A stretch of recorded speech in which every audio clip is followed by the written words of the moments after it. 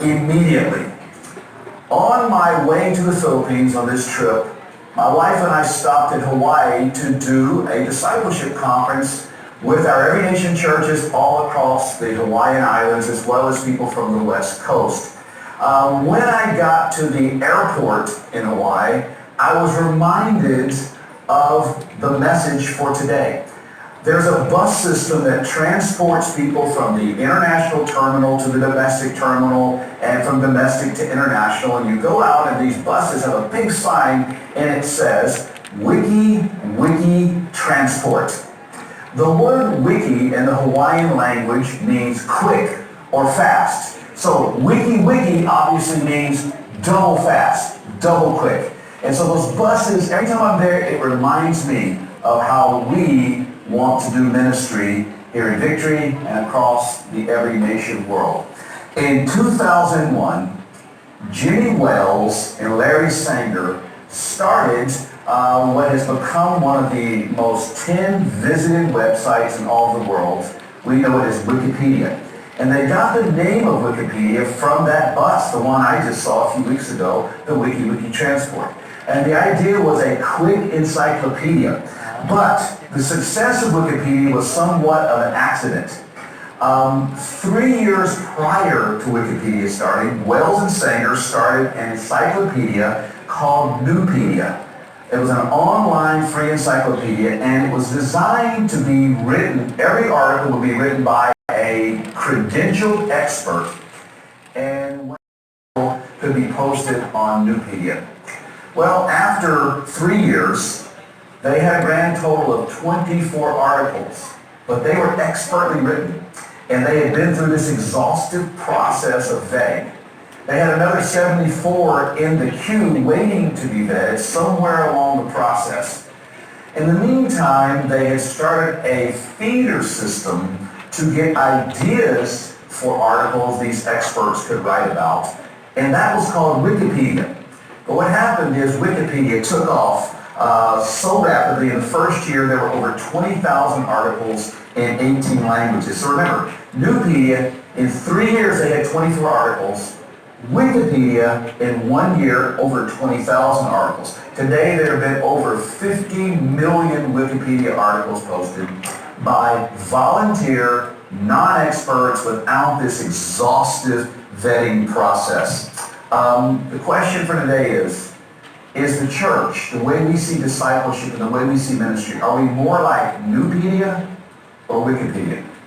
I think when we look at the New Testament church and we look at the text we're going to visit today in Acts chapter 9, I think we'll see that the church was not primarily led and run by expert professionals.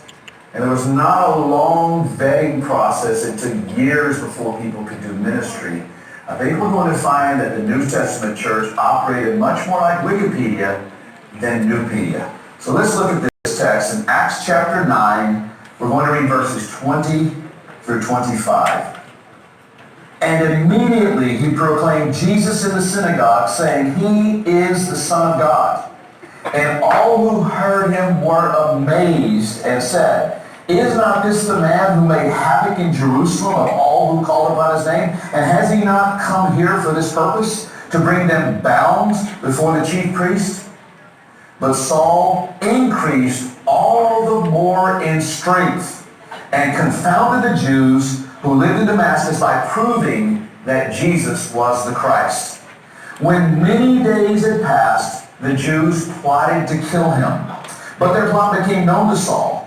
They were watching the gates day and night in order to kill him. But his disciples took him by night and let him down through an opening in the wall, lowering him in a basket. Now, this chapter starts, chapter 9, verse 1. It says that Saul, who obviously we know later became the Apostle Paul, but now he's Saul the Pharisee. We start this chapter, and it says he is breathing out murderous threats and threatening not only murder, but also imprisonment for the believers. By verse 2, we see that Saul is on his way to Damascus to persecute the church, and he sees this light from heaven that blinds him. By verse 4, we see that he is hearing a voice, And that voice introduces himself, and he says, I am Jesus whom you are persecuting. Now, here's what happens. After seeing the light, hearing the voice, Saul goes blind. He loses his sight. He falls on his face. He cries out to God. He repents, and he gets instruction from this voice, from the Lord. Verse 9. Look at verse 9. It says, for 3 days, he had to have his friends take him into the city of Damascus. And instead of persecuting, what happens, he ends up, it says in verse 9, for 3 days, he's hanging out with the very people that he went to persecute. And during those 3 days, he's healed. They pray for him. He gets healed. This guy named Ananias and the other believers pray for him, and his eyes are opened. He was blind for 3 days. Now he can see. He's healed. He's filled with the Holy Spirit. And then he gets baptized in water. He has foundations established in his life. Remember that. We engage, we establish, we equip, we empower. And so this establishing is happening in his life. Seeing, getting filled with the Holy Spirit, baptized in water, having a better understanding of the gospel. Now, it says that was 3 days. 3 days with these disciples. He wanted to persecute, but now they are discipling him for only 3 days. Not 3 years, 3 days. Look at verse 19. Verse 19 it says, now for some days he was with the disciples at Damascus. So here's the question, verse 20. It says, immediately Saul started preaching and making disciples. What does immediately mean? How long is immediately? How long should we wait before we allow new believers to do ministry? Do they need to finish Leadership 113? Do they need to finish Leadership 215? Do they need to go to ENLI classes? Do they need to have a victory weekend first? Do they need to go to Every Nation Seminary? What is immediately? Well, what we're told here is he has this encounter with Jesus, and then 3 days plus some days. Now, some days in verse 19. Is that a week? Is that a month? Is that a couple of months? I don't know. Some days. But here's what immediate means in this context. 3 days plus some days equals immediate. So if you have people in your victory group, if you have people you're discipling, and they have been saved for 3 days plus some days, a few more days, then you know what? It's time to empower them to preach the gospel and make disciples. That's what happened right here in this case with Saul. I remember when our church was new, and many people have heard this story or versions of this story. But when my wife and I and a team of American summer missionaries came to the U-Belt in 1984, we were planning to stay here for 4 weeks, for 1 month. We had about 60 college students, mostly college students, and every night, Rice Brooks would preach the gospel. We were rented the Girl Scout Auditorium in Manila on Padre Fara, and it was packed every night with students, and Rice would preach the gospel and say, if you want to give your life to Christ, come forward. And our mission team, our people who were there for the summer, they were 19, 20, 21-year-old college students mostly, and a few others who had graduated. We would stand down front, and people, Filipino students, would come, and we would pray for them to give their lives to Christ. Monday through Saturday, every night, for 2 weeks. Now, the 2-week mark, we were halfway through with the mission trip, which meant in 2 weeks, we were all going on, leaving the Philippines and going back. So the question was, who would do the ministry once the team left? Rice was preaching the gospel every night. My job was to take care of the new believers. My job was to, once they gave their lives to Christ, to do what Ananias and these believers did with Saul, to get them filled with the Holy Spirit, to make sure they understood the gospel, and to talk to them about water baptism and put foundations in their lives to establish. So I gathered some of the believers who had been saved now for 1 week or 10 days. These were like elders in the church in those days. That was Ferdy and Judy. They weren't Ferdy and Judy. They were just Ferdy and Judy and Gigi and Manny and Joy and others that were, had gotten saved the first week. And so they had been, they were like senior Christians. So I gathered them and I said, okay, this team is leaving. They're all leaving in 2 weeks. Starting tonight, when people come forward to give their lives to Christ, instead of this mission team doing the prayers, you're going to do the prayers, and you're going to do the follow-up, and you're going to disciple. And then other different ones would go, but I'm a brand new Christian myself. And I asked them, how long have you been a Christian? And one of them said, 1 week. Another one said, 10 days. And another one said, I got saved the first night. I've been saved 2 weeks. And I looked at them and I said, you are all spiritual giants compared to the people who will get saved tonight. You're 1 week ahead. You're 2 weeks ahead. And then we always told new Christians to start reading the Bible in the book of Mark. I always like to start with Mark because Mark says basically a lot of what Matthew says, but with half the chapters and shorter chapters. And if you notice in Mark, they're always running. They don't ever walk. They're always in a hurry. And it's just fast-paced. And so you get the story. And so I asked him, I said, how far are you in reading Mark? And maybe Ferdy said, hey, I finished Mark. I'm all the way in Acts. And then June said, hey, I finished Mark. I finished all the Gospels. I'm already in Romans. I'm past Acts. And they would start saying where they were. And I said, okay, listen. Tonight, when new people come to Christ, you start discipling them. But if in 1 week or 2 weeks, they get to Corinthians before you do, then they're discipling you from now on. And here's the phrase, all you have to do is stay 1 chapter ahead. As long as you're 1 chapter ahead, you can help a new believer or anyone in their walk with Christ. Discipleship is not about perfection. It's about direction. It's not perfection. It's about progress in the right direction. So we told them from the very beginning of this church, we empowered quickly. Paul here, Saul, not Paul yet, but Saul was empowered immediately after 3 days plus some days, and immediately he started doing ministry. I would love to see people who have been saved 3 days plus some days, and they've had foundations put in their lives. Empower them immediately and see what God might do. Now look at the next verse. Verse 21. Verse 21 says, all who heard him were amazed. If you will empower immediately, you'll be amazed at what God might do in and through the people in your victory group. Let's stop looking at what they don't know, and let's empower them to preach the gospel and make disciples now. Verse 22. It says that Saul increased all the more in strength. Now, sometimes we think that the prerequisite for making disciples and preaching the gospel and doing ministry is that someone is spiritually strong.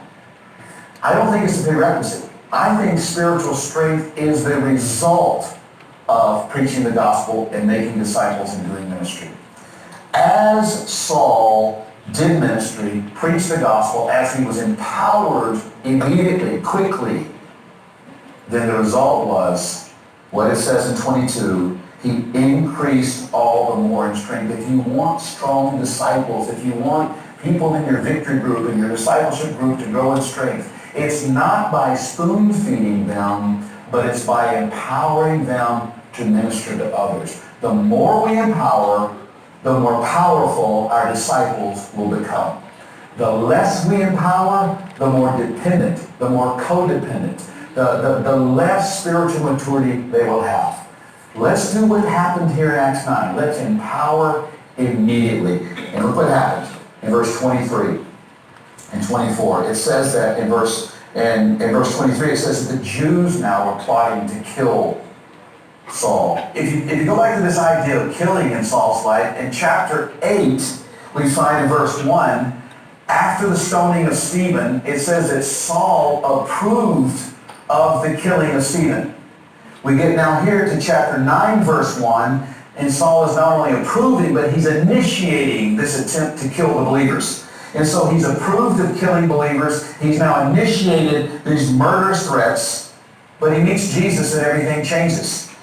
By verse 23 of chapter 9, it says the Jews are now trying to kill Saul. By verse 29, it says the Hellenists, those are Greek speakers, are now trying to kill Saul. But what happens is the church community, the disciples, the very ones Saul was going to persecute, they come around and they rescue him from the Jews. And then in verse 29, they rescue him. And in verse 30, they rescue him from the Hellenists. Now, Let me close with this thought. We are not asking anyone here or expecting anyone to become the next Apostle Paul. That's not what this is. That's not the message here.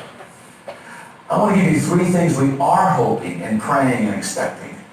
Three things we are believing for. There was only one Apostle Paul. But instead of giving you 1, 2, 3, let me give you this conclusion in an A, B, C. All right? It'll be easier to remember. Here's what we want you to leave here with. A, Ananias. Ananias is described in verse 10, quote, a disciple named Ananias. Not an apostle, not a pastor, not a leader. He's a disciple named Ananias. And if you're a disciple and you have a name, you can do what he did. Here's what happened. He heard from God, then he questioned God, and then despite his question, he obeyed God and ministered to this brand new believer named Saul. I want you to be an Ananias. Just obey God and minister foundations in the lives of new believers. I believe you can do that. I believe everyone listening can be an Ananias. Secondly, B, Barnabas. Later in the chapter, we find this guy named Barnabas, who, unlike Ananias, just a disciple, we don't know anything else about him, he never shows up again, but Barnabas was a leader in the church. Barnabas, all the way back to chapter 4, he sold the property, he gave the money to help the poor in the church. Barnabas shows up as this leader, and he takes Saul under his wing and refuses to see him in light of his past sin. He refuses to judge him because of his past, and he vouches for him. And it really, a lot of the immediate empowerment came because Barnabas refused to see the past sin and saw the future hope. So we're asking you, we're hoping, we're believing that you can be like Ananias and help put foundations in the lives of new believers. We're hoping, praying, believing that every one of you can be like Barnabas. And you can see new believers in your victory group, people you're discipling, not in light of their past sins, not in light of their failures, not in light of who they used to be, but you'll endorse who God is calling them to be and who they're becoming. A, B, and finally C, the church. To have an empowering culture in our discipleship context, we need people like Ananias, we need people like Barnabas, but really we need to be the church that we see. We see it's the disciples, the church community that is rescuing Saul when his life is in danger. We see it's the church community when he's blind and has nowhere to go. They take him in. The very church community he was trying to destroy takes him in. And we see over and over and over, God uses individuals like Ananias, individuals like Barnabas, but then he uses the corporate community, the church, the group of disciples over and over and over to produce someone like Saul who became the Apostle Paul. I want to read one verse as we close. As we see this immediate empowerment, as we see this Wikipedia, not Newpedia style of church, the last part of this, I want to read the final verse of this big story, because Barnabas takes Saul outside of Damascus and they begin ministering all over the place in city after city. And here's the conclusion, the summary of what happened as a result of this whole idea of empowering immediately. Chapter 9, verse 31.